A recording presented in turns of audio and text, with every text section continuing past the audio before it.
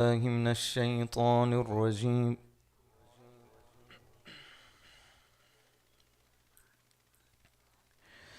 بسم الله الرحمن الرحيم.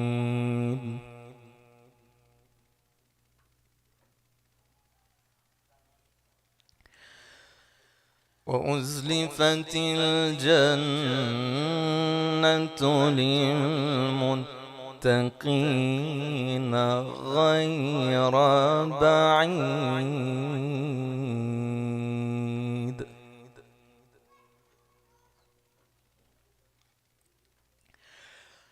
هذا ما توعدون لكل أواب حفيظ.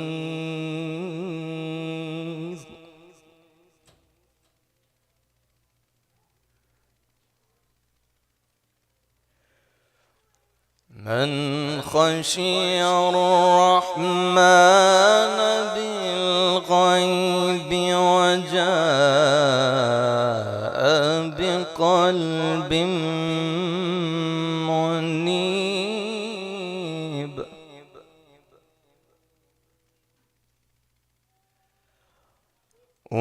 ادخلوها بسلام ذلك يوم الخلود.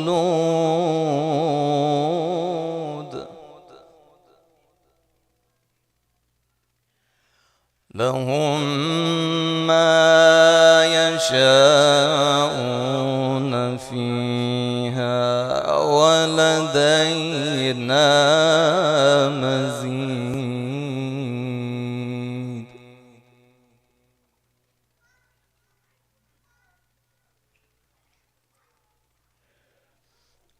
وكم أهلكنا قبلهم من قرن هم أشد منهم بطشا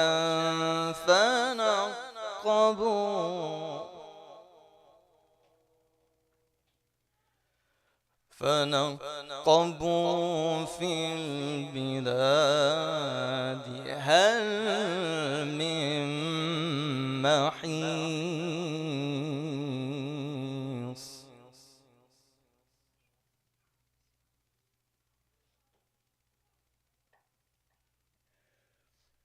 إن في ذلك لذكرى لمن كان له قلب أو ألقى السمع وهو شهيد.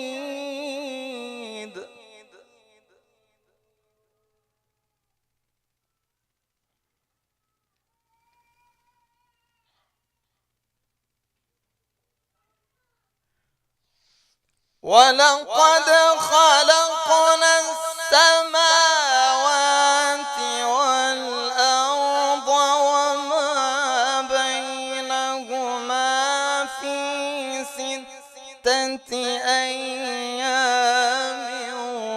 وما مسنا من لغوب.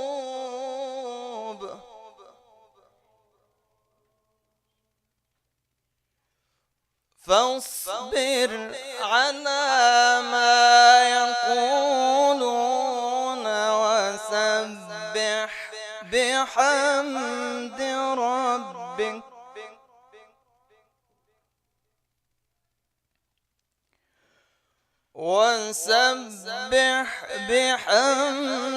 ربك قبل طلوع الشمس وقبل الغروب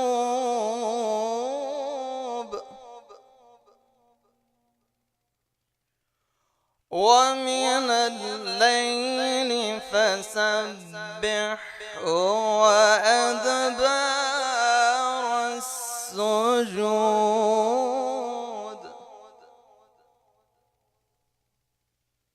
واستمع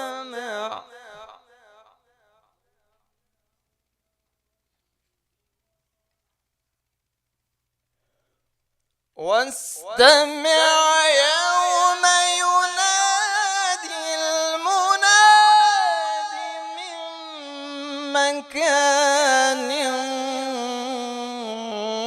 قريب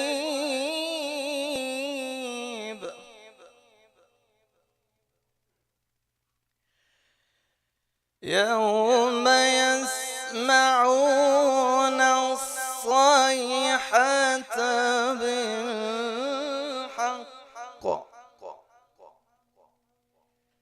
ذلك يوم الخروج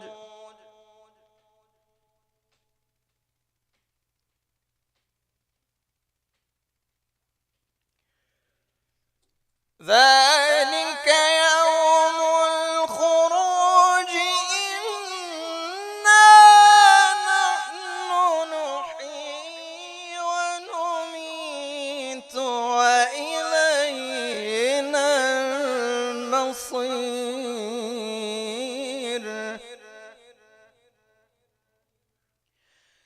يوم تشقق الأرض عنهم سراعا ذلك حشر علينا يسير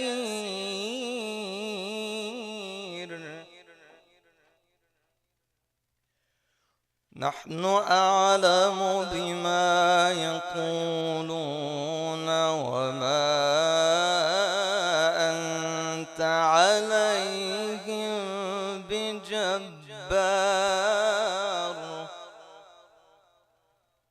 فذكر بالقرآن من يخاف وعيد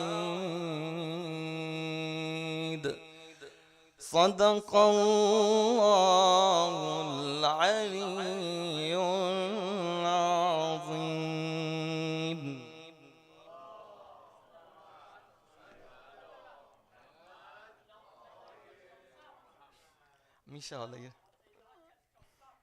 میشه حالا یه وقت دیگه بخونیم دیر وقت حاج آقا یا نه؟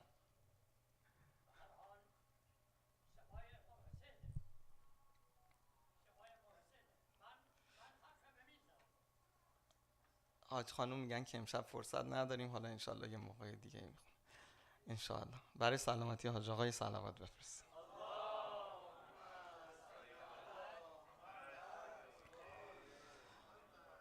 أعوذ بالله من الشيطان الرجيم بسم الله الرحمن الرحيم والصلاة والسلام على سيدنا ونبينا محمد وآله الطاهرين.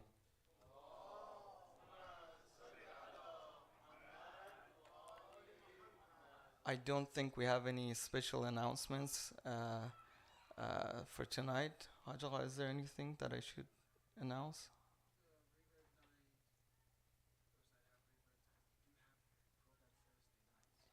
So you deliver a Farsi speech on Thursday nights, or okay, 7:30. Then who does the reverse program? Is that okay? Oh, you do at 7. Okay. So inshallah, every Thursday we have this special program for reverts, for those who have recently accepted Islam or those who are researching Islam.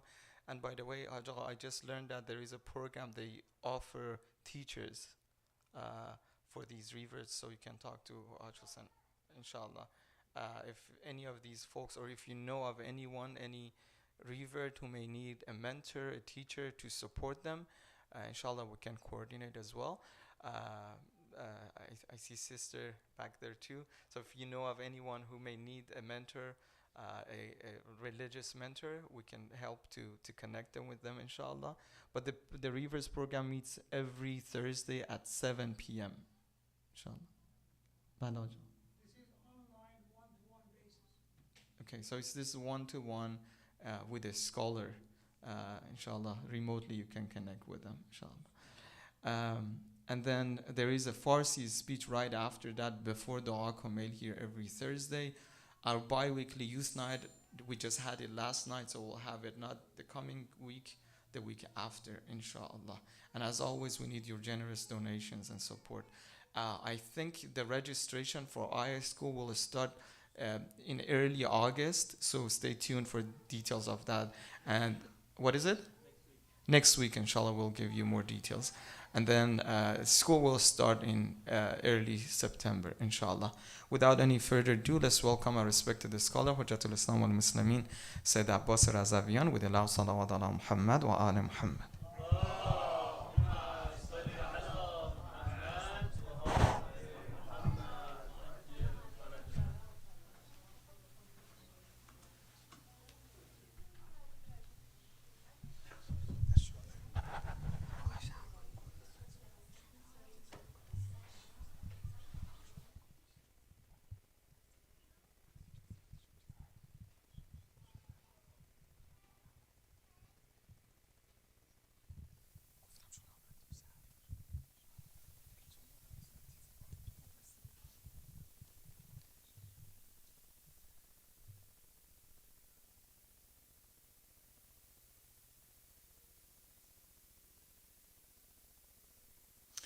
أعوذ بالله من الشيطان الرجيم بسم الله الرحمن الرحيم الحمد لله رب العالمين والصلاة والسلام على أشرف الأنبياء والمرسلين سيدنا ومولانا أبي القاسم المصطفى محمد اللهم صل على محمد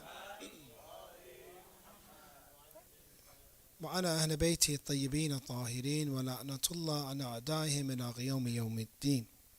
Assalamu alayka ya Abu Abdullah.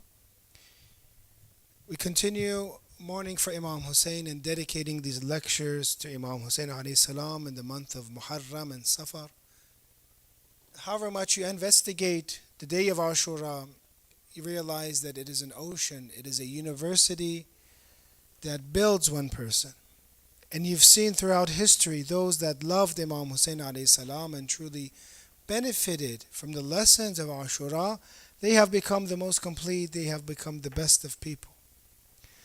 One of the lessons that we learned from Imam Hussein alayhi salam, and sometimes when you think about this and you think of your own trials and tribulations and problems, you imagine yourself in Karbala and you ask yourself, what would happen if 10,000 30,000 people were coming to kill me because of the order of the ruler?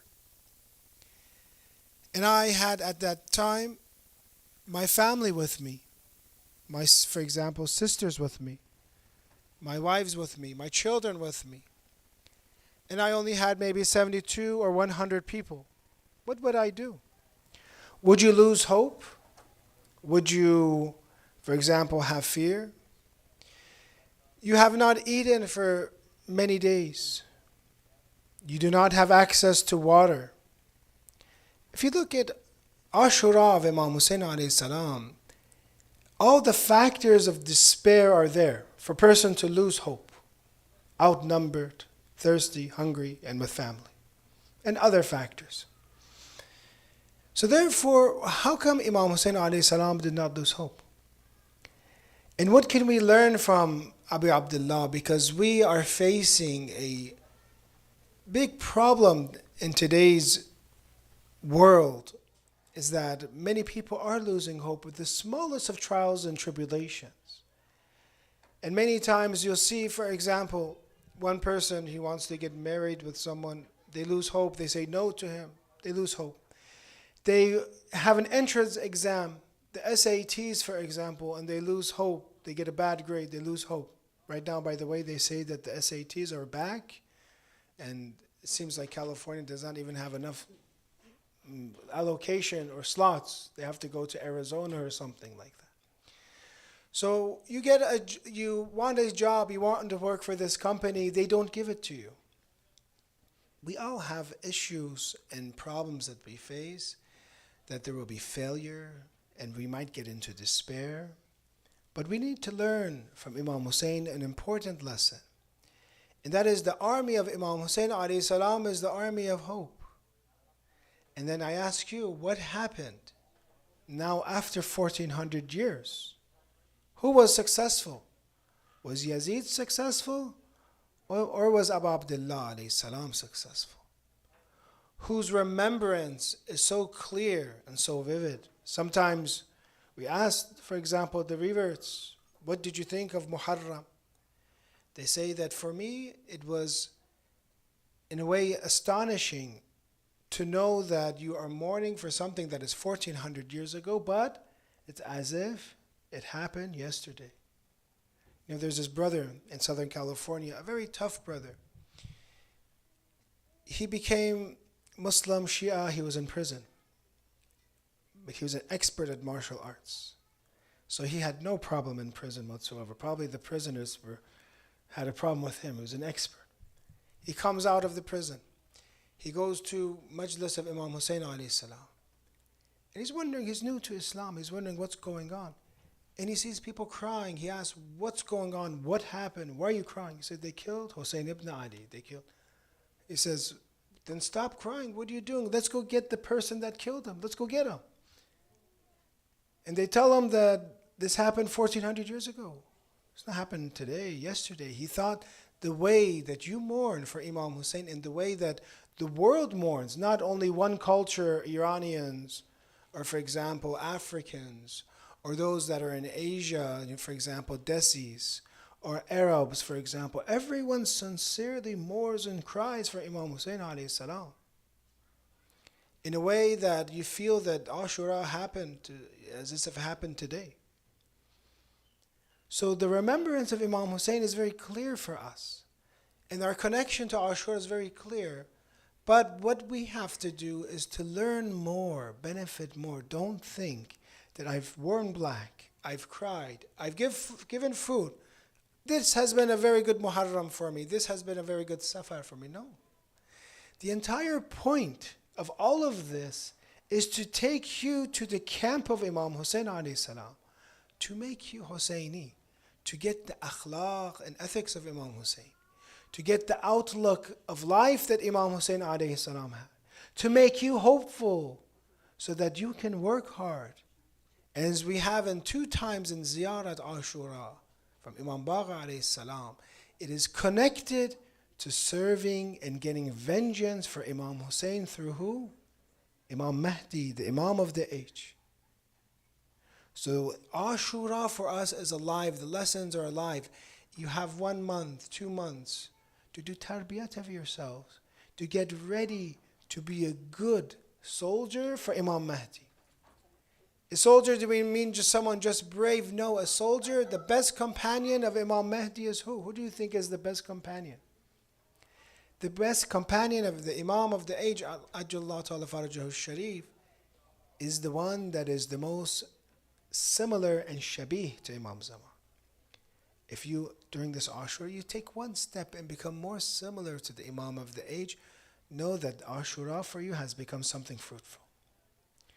Imam Hussein alayhi salam is surrounded, and the day of Ashura he makes a dua, and from this prayer you understand what type of hope he has.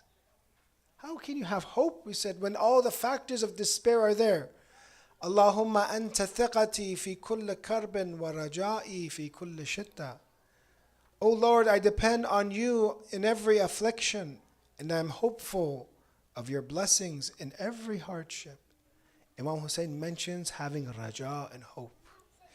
Because Imam Hussein, as he has in Ziyarat Dua Arafah, he says, Allahumma ja'al ghanai fi nafsi. God, make my richness in my heart. It's good to be rich. It's good to have a good portfolio, investments in land. That's all good. Nice cars. But if I ask you, is your richness in your heart? This is a very good dua to do. God, make that richness, ghina, in my heart, in my nafs. Imam Hussein alayhi salam was very rich because he had hope. He had monotheism. He had worship of God. And therefore, his martyrdom cannot be compared to anyone else's martyrdom because of the richness inside the heart of Imam Hussein. He had ma'rifat of Allah, knowledge of Allah that nobody else besides his brother Imam Hassan, his father Imam Ali, his daughter, Lady Fatima, his grandfather, Rasulullah, had nobody else had this ma'rifah and understanding. So we need to learn from Imam Hussein, who was so rich and was so complete, and become hopeful like him. We see that the issue, what is hope? What is the definition of hope? What does hope mean? There's a story that Prophet Isa alayhi salam asked Allah this. Jesus alayhi salam asked God, what is hope? And God showed him in front of those that were farming. He took away hope, so Jesus alayhi salam can see what does hope mean and what does despair mean. He took away hope from the farmers. What do you think the farmers did when they don't have hope anymore? Because when you farm, you're thinking, you're hopeful that eventually this seed will grow and finally you can take the fruit of it. But if you don't have any hope, you say, well, maybe there's going to be a storm. Maybe there's going to be a drought. Maybe a bunch of animals are going to eat, for example, what I'm farming. So they stopped farming. So I don't have any hope. I stopped. And then Allah again put the hope back to them. And that is the hope they began cultivating. They began working because they had hope. If you do not have hope, for example, a mother, why would a mother want to be, for example, pregnant? She has hope that Allah will protect her during this pregnancy, that that child will be a complete child, that that child will be a righteous child. Or else if you want to have despair, you say, why do I want to be married? Why do I want to have a kid? Why do I want to work? There's going to be no future. I can die any second. Imagine that life of someone that is in total darkness and despair all the time. They wouldn't do anything. They wouldn't want to get married. They wouldn't want to have kids. They wouldn't want to do anything at all. We see the opposite in this beautiful story of Prophet Musa alayhi salam. The Prophet Musa, when he was in the town with those that follow Pharaoh, he came and helped someone. There was a fight. He went and helped one side. But mashallah, Prophet Musa was very strong. So when he struck that person, unintentionally he killed him. It was not a sin. It was unintentional. He came to help. For example, landed something there. The guy is mashallah strong. Then what happens is they chase him. They say, get him, kill him. And he runs away. He runs away until he reaches the city, Madian, or the area of Madian. And the Quran says, وَلَمَّا وَرَدَ مَاءَ مَدْيَنَ. Then he reaches the well of Madian in Madian. There he sees two ladies that are waiting to get water for their cattle or for their livestock. At that time, Prophet Musa alayhi salam makes this dua because he was in the wilderness. He was all alone. They say that he did not eat for so long you could see the effects on his stomach. Hungry, without a home, wanted. He makes the dua in the Surah Al-Qasas verse 24. فَقَالَ الرَّبِّ إِنِّي لَمَا أَنزَلْتَ إِلَيَّ مِنْ خَيْرٍ فَقِيرٌ. That God, my Lord, indeed I am for whatever you would send down for me in need. I am faqir, I'm in need, God. I don't have a home. I don't have money. I don't have anything to eat. Some say he was eating the shrubs or eating greenery only. He didn't have anything. Now he sees the story continues. And he helps. Sometimes he helps somebody. This is what happens. He helps these two ladies out of modesty. He helps them because they were waiting for everyone to leave the well so they could feed. And he helps them out. What happens when he helps them out? They go and tell their father that we've met someone that is qawi, that is strong. And mashallah, we said he is strong. And also, he is, in a way, trustworthy. Al-Amin. He's trustworthy. Why is he trustworthy? Because when he helped them, he would, for example, follow them and he would have himself walk first and they would walk behind him. He did not want to see the form of their body and wind, for example. So he's qawi and he's strong. So then he meets is actually Prophet Shu'aib. Prophet Shu'aib, and he says, I will give you one of my daughters, for example. So therefore, he gets married. After this dua, right after, look at the verses of the Quran, it's connected, right? In Surah Al-Qasas 24, 25, read it. He is faqir.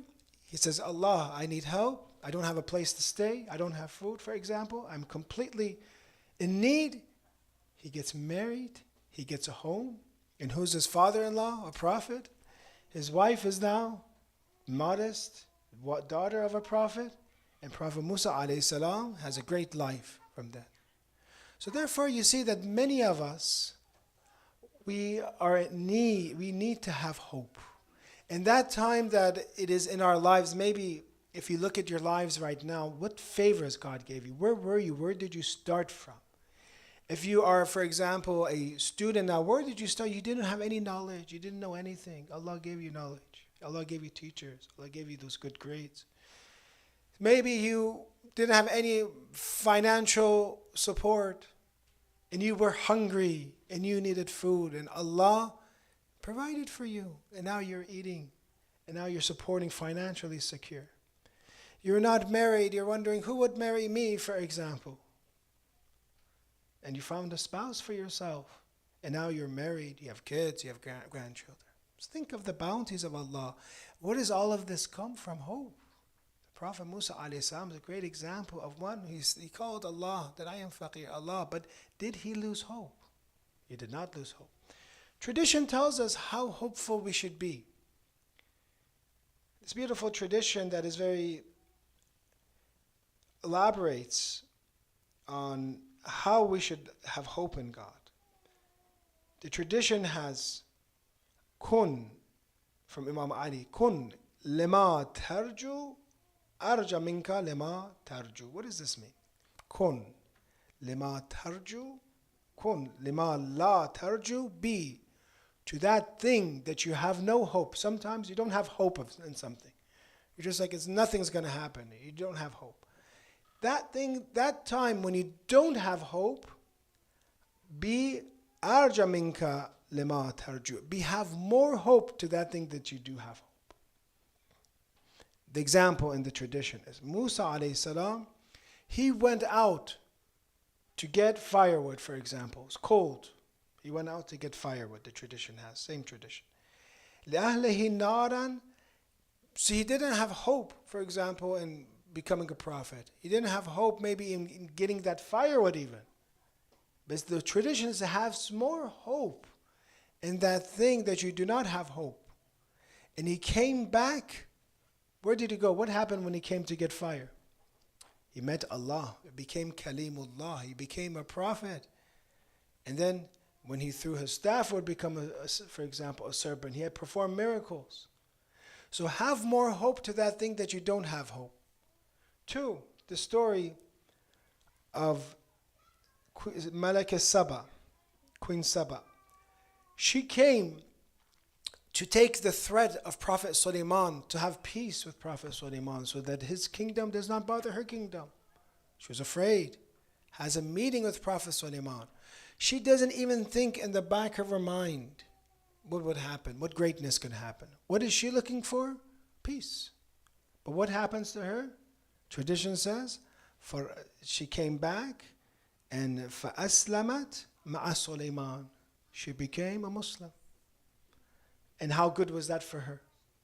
To see the reality that is actually a prophet of God. She didn't even fathom that she would become Muslim and this would be a prophet of God, for example. Prophet Musa alayhi salam, he went to get firewood and he came back as a prophet. Is this how Allah treats you? Sometimes you're thinking of just sufficing today's food, for example, today's expenses.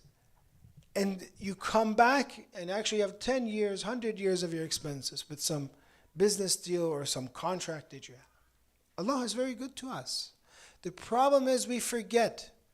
If you look through your life, how many times He's saved you and given you more than your expectations. More than what you could even think of. Third is فَخَرَجَ سَحْرَةُ فِرْعَوْنَ يَطْلَبُونَ الْعِزَّةِ.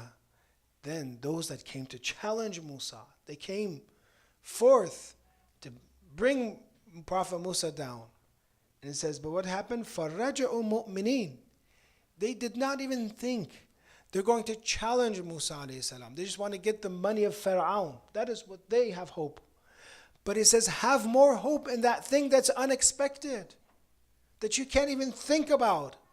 And Allah makes them become Muslim. So we understand that we have a caring and loving God, and that is the source of hope for us. That He gives you far more than you can ever ask for. And believe me, this is the dunya. Wait till you see the hereafter.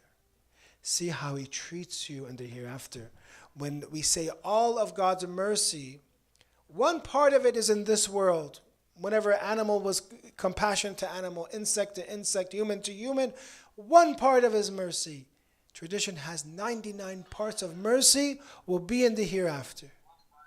Shaitan will come and will be tempted and say, if this is Allah's forgiveness, He's forgiven all these terrible individuals, He's forgiven them. Maybe I should ask for forgiveness. But He doesn't. So you see, we have a good Lord. And when you get into this topic of despair, and if you allow that to seep in your heart, you're always going to be like God, is just like that farmer that Prophet Isa alayhi salam mentioned.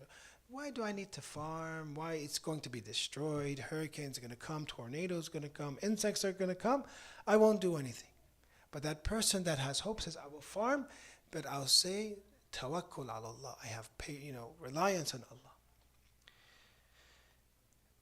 What are the effects? Tonight's discussion will have about 10-20 more minutes. What are the effects of hope? Because we said Imam Hussein alayhi salam is teaching us hope. The army of Imam Hussein is the army of hope. And those that have always fought against resistance, the oppressors, they're always outnumbered, even today. But what allows them to say this, for example, superpower or this oppressive power, I will take them down, for example, is hope. So I will be successful. Allah will help me. They never say, as our leaders say, they never view what's inside them because we don't have anything. They always view what Allah has. I need that what Allah has, not what I have. What I have is incapability. I don't have much equipment, for example. But I have hope in Allah. And that is enough for me to be very strong. There's an interesting tradition I was listening today that talks about 3 time periods of the occultation of Imam Zaman, why the Imam doesn't come. They say the first time period will be the time period of the wolf. And that is the time of stealing the rights of Ahlul Bayt. They stole like wolves. What happened to our Imams was, if you look at it through the different Umayyads, Abbasids, different groups, they stole and killed, and as we see in Karbala, they killed the family of the Prophet just like wolves. So one time period, Hadith says there'll be time period of wolves. Then you have the time period of not attacking and taking. It'll be a time period of not doing anything. Maybe you could say the time period, if I understand the correct translation, maybe of, for example, a sheep or goat or something, an animal that doesn't do anything. What's a good translation for the word mish, for example? What's that? What's a good English translation? A ram, for example. They don't do much, for example. Then you have, which is a time period now. Many people, they see dhulm, they see oppression, they don't do anything. They don't steal the right of Ahlul Bayt. But when they see it, and they see people being murdered and killed, they don't do anything. They just watch like an animal. The killing, for example, Gaza, killing. Okay. Next, what else are we going to do? Right? The last group, and this is the group that's connected to the Imam, are those, the group of measurement. And they stand up and they fight for the injustice. They see injustice and they cannot tolerate it. They see it and they sacrifice whatever they have. Some of these college students, for example, you take away my PhD, you take away, for example, I'm at an Ivy League university, college. You take everything away. I don't care. I want to do what is right. And that is what that sense that you see in some of the college students, some of the protests that are happening for Gaza. You see, that is what's going to happen during the time of the Dhuhr of Imam al-Zaman. This tradition, 3 time periods. One, the wolf, for example, the ram, and those that are willing to sacrifice to fight against oppression, willing to give whatever they have. They don't care anymore. They don't care. You're going to harm me? Fine. You're going to sanction me? You're going to do whatever you want? Fine. But I will not allow this oppressor to live easily, for example. I won't allow it. And this will happen more and more and more and more until Allah now trusts us with Imam al-Zaman, because He needs trust. He's not going to give the Imam to us so that he can be overpowered and people can kill him. He needs to trust us with him. And you'll see this rise more and more and more. So therefore we see, what are the effects of hope? One effect of hope is optimism. You're going to be an optimistic person. Prophet Yaqub and the prophets, we said, were very hopeful. The Quran mentions, Ya Bunayya, he loses his son, but yet he's still hopeful for many years that one day he will be found. Maybe it takes 20 years, for example. But Prophet Yaqub had hope. He knew somehow Prophet Yusuf is alive. Find him. Where is he? Did he lose hope for his son, Prophet Yusuf? No. Quran says, for example, Ya Bunayya, idhabu fatahassasu min Yusuf. Go and search for him. Go and find him, for example. وَأَخِيهِ وَلَا تَيْأَسُوا مِنْ رَوْحِ اللَّهِ. This is the speech of Prophet Yaqub in Quran. And do not despair, not of relief from Allah. Allah will have rawh. Rawh is relief. Don't have despair. Inshallah you will find him. Go and find Prophet Yusuf. So you see, optimism. What happens when you're optimistic? We'll talk about other effects. Quran also mentions Prophet Ibrahim. وَمَنِ يَقْنَتُ مِنْ رَحْمَةِ رَبِّهِ إِلَّا الضَّالِّينَ. Whoever has qunut here, or yas, or despair, is of the misguided. I skipped this part, sorry. I'm going to go back to the other verse. It is, if you want to write it down, 1287 about Prophet Yaqub. 1287. لا تيأسوا من روح الله إنه لا ييأس من روح الله إلا القوم الكافرون. Those that are disbelievers, they have despair. SubhanAllah. Disbelievers. Sometimes when you're talking about fighting against their persons, when a person does not have belief, remember this always. Whenever you're doing something right, they don't have belief, they're going to have despair. Having despair is the attribute of who? The unbeliever, the disbeliever. They're going to have despair very easily. The mission or the plan changes, immediately they have despair. They don't know what to do anymore. They lose themselves. 2, we said the other effect. We don't have time. There's traditions I was going to share, but we don't have time. 2 is motivation. Quran says, وَإِذَا سَأَلَكَ عِبَادِي, the very famous verse, Surah Baqarah 186, when my servants ask me about me, فَإِنِّي قَرِيب, I am close. Then it says, لَعَلَّهُمْ يَرْشُدُونَ, Quran says. Hopefully they may be guided, hopefully. So there is motivation. An interesting science experiment happened in 1950s in Johns Hopkins University, and maybe you've heard about it. It's about rats. Those that are afraid of mice and rats, I apologize for giving this example, but it's somehow good maybe if you don't like rats and mice, because this kind of test is inhumane now. They weren't to drown the mice and these rats. They had different types of rats, and they put them, the first group, they just put them in water, for example, and after a few minutes of swimming, they died. Just put them in water, 2 minutes, 15 minutes, they're not good swimmers. Just put them without being able to grab onto anything, they died. Then in this experiment in Johns Hopkins, the professor Kurt Richter, he takes one of these rats and he saves them once. Right? When they're about to drown, for example, they're going under, somebody grabs their little small hand or whatever and pulls them up and saves them. Now they put them again in the water. So one time they were saved. And the interesting thing about this experiment, I've talked about it before, is how long these rats swim for now. Once they're saved once, and once they had hope, and this is about the effect of hope in survival. How long do you think they survive for? Experience says 60 hours. 60 hours. That same rat that couldn't swim for 2 or 15 minutes only now becomes one of like those Olympic swimmers, for example, we're seeing now. For 60 hours he's swimming. The effect of hope. Can we be in the same way? That if you're truly hopeful, you will be able to have that motivation and that action, you will move forth very fast. And that's why do you think Shaitan wants to cut you down, wants to eliminate you, wants to make you lazy, wants you not to ever worship Allah. Why? He says, you'll never become a good person. You never become, for example, a close one of Allah. You don't need to do Salat al-Layl. You don't need to do this dua there. You're not worthy of it. You've been doing it for so long. What happened to you? He takes away that hope. When you take away that hope, that action is removed too. Now you don't work anymore. You become lazy. It's like those farmers that put their shovels down. Now there's no more hope. So Shaitan is going to attack you and give you despair, so you don't try to become a better person. You don't try to ask for the Imam. How hopeful are you when it comes to Imam al-Zaman?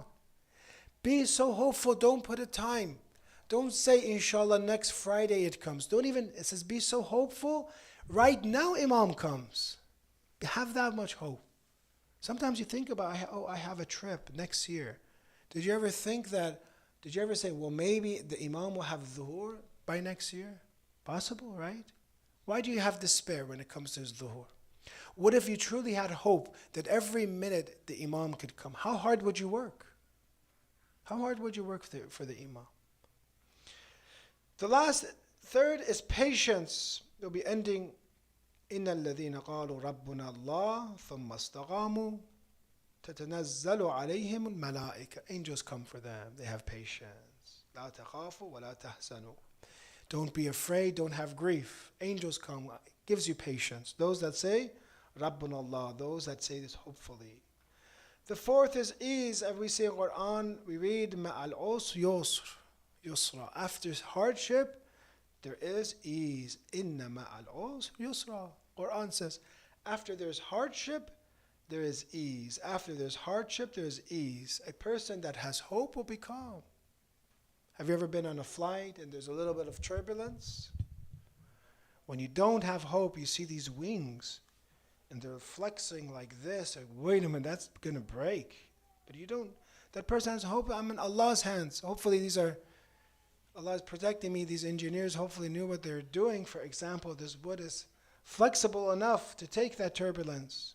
I'm patient. But the other, screaming, don't knowing what to do. You won't be at ease until you have hope. So tonight we went over four effects of having hope. One is being optimistic. 2, having motivation. 3, having patience. And 4th, having ease. May inshallah Allah make us of the hopeful that we can learn very important lesson from Imam Hussein alayhi salam, that his ghina, his richness was in his nafs, was within. And that we can have some, when it comes to us, they look at us, God looks at us, the angels look at us, they say, oh, he's very valuable. Very valuable. Look at his chest. Look what he has. Inshallah, we can be of those that truly have true capital, which is, inshallah, ma'rifatullah, understanding Allah, His obedience, and having hope of Him. We can dim the lights and talk about what happened to Abu Abdullah alayhi salam in the caravan.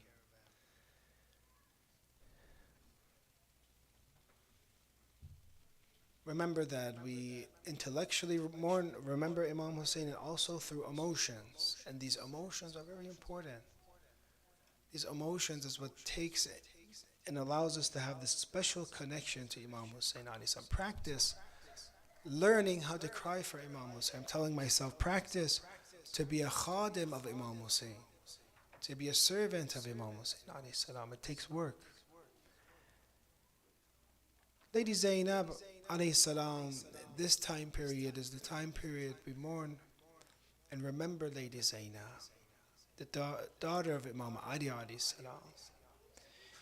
What is she going through right now? She, after Ashura and after the martyrdom of Imam Hussein alayhi salam, the Maqtal says they come and they show the bodies of Imam Hussein alayhi salam and the Shuhada. Now imagine this is possibly daytime. And what they did to Imam Hussein and his companions completely changed the way that they looked before. We read is how the Maqtal mentions that Imam Hussein alayhi salam at this time, Kharazmi mentions, Umar ibn Sa'd gives permission. أذن عمر بن سعد بالناس في الرحيل إلى الكوفة وحمل بنات الحسين عليه السلام وأخواته وعلي بن الحسين عليه السلام ذراريهم.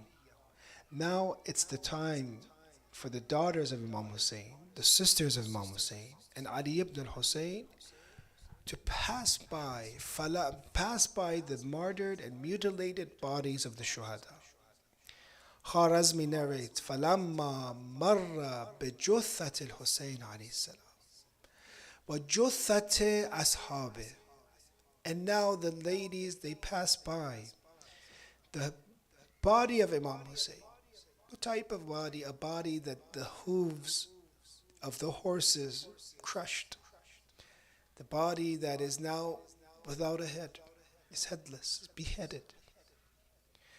The hands that the rings were forced to be stolen, and the body that now the wind is blowing upon because it's uryan and clothless. This body of Imam Hussein alayhi salam, body of Hazrat Abbas, body of Ali Akbar, body of different shuhada, Qasim ibn al-Hasan, Abdullah ibn al-Hasan, Habib, Musa ibn Awsaja, loyal companions. They see something completely different than yesterday.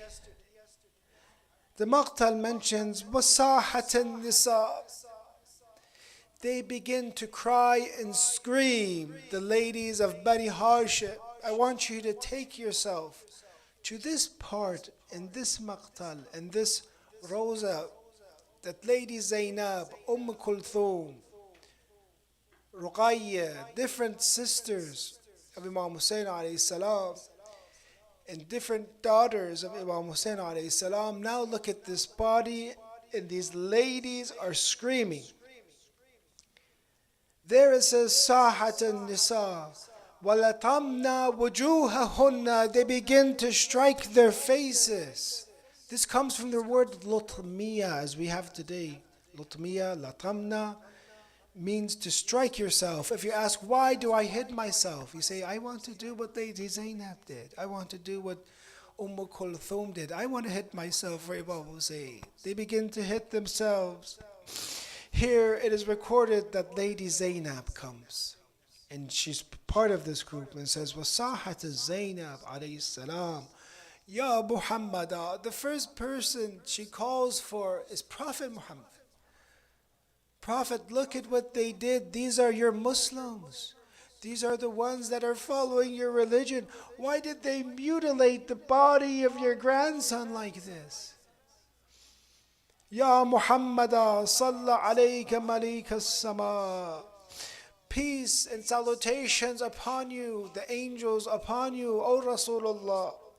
Hada Husaynun bil Ara. This is your Hussein, Rasulullah, the same Hussein. You used to wait for Imam Hassan and Hussein. When you would do prayer, you would delay your prayers because they were on your back. The same Hussein alayhi salam that was the adornment of the shoulders of Rasulullah. The same Hussein that you loved so much. And say he is the chief of the youth of paradise. Rasulullah, come and see your Hussein now. Hada al-Hussein bil-Ara, he's clothless. مزمل بالدماء. Some of the other maqta said مرمل بالدماء. He is saturated in his own blood. There's a pool of blood in Imam Hussein alayhi salam. His body's in there. It says مقطع الأعضاء. His body parts are dismembered. Ya Muhammada. Inna lillah, inna ilayhi rajiun. Ya Allah, we ask you, because of this great sacrifice, that you wanted to save Islam for us. You wanted the path to be clear, and you loved us so much that you allowed Hussein ibn Ali to be shaheed so that we can have this religion, we can have this madhab.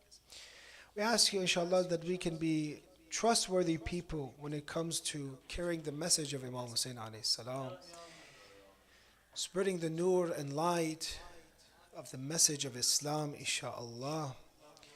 Ya Allah, make our capital, our richness in our hearts, inshallah. Keep us always hopeful. Remove us from despair. And allow us to be of the close companions of the Imam of the age. Expedite his return. Answer everyone's du'as. There's different prayers that you have. Either it's financial, for this world, for marriage, for those that are sick. Answer for those that are oppressed. Answer everyone's prayers, inshallah. And expedite the return of Imam Zaman with a salawat.